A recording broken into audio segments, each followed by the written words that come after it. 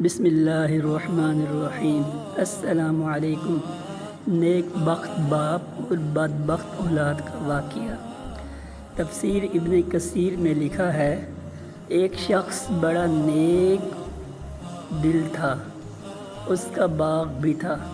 وہ اللہ تعالیٰ کے حق کو ہمیشہ ادا کرتا تھا۔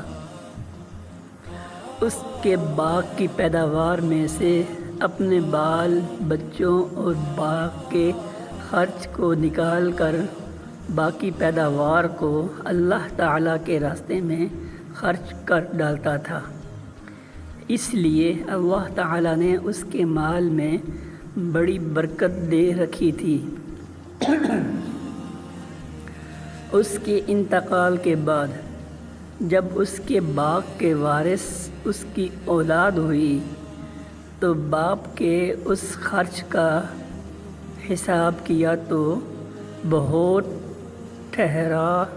ان لوگوں نے آپس میں مشورہ کر کے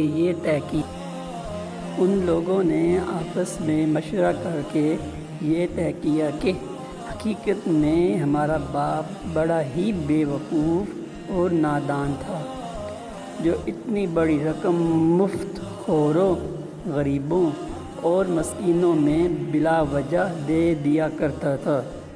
لہٰذا ہم ان غریبوں کے حق کو روکیں گے اور ان کو کچھ نہیں دیں گے تو ہمارے پاس بہت مال جمع ہو جائے گا اور ہم سب مال و مال ہو جائیں گے۔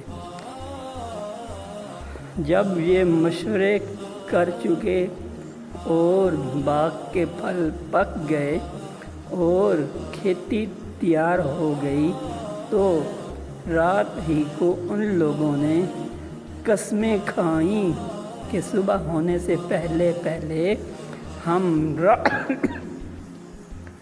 رات کے وقت چلو اور رات کو پھل توڑ لاؤ تاکہ کسی کو خبر نہ ہونے پائے۔ چلتے وقت پچھلی رات کو ایک دوسرے کو جگاؤ اور چپکے دبے پاؤں چلو تاکہ غریبوں کو خبر نہ ہونے پائے کہ آج پھل توڑنے کا دن ہے، ورنہ اپنے باپ کے دستور کے مطابق مجبوراً کچھ نہ کچھ دینا ہی پڑے گا۔ یہ سب منصوبہ بنا کر کان پھوسی کرتے ہوئے باغ کی طرف چلے۔ ادھر ان کے پہنچنے سے پہلے ہی اس باغ پر اللہ کا عذاب آیا اور آگ نے جلا کر خاکستر کر دیا۔ وہاں کوئی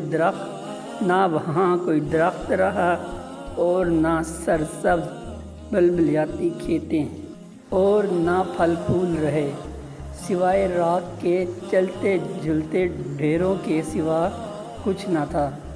ایسا معلوم ہوتا تھا کہ کبھی یہاں باغ تھا ہی نہیں۔ جب یہ لوگ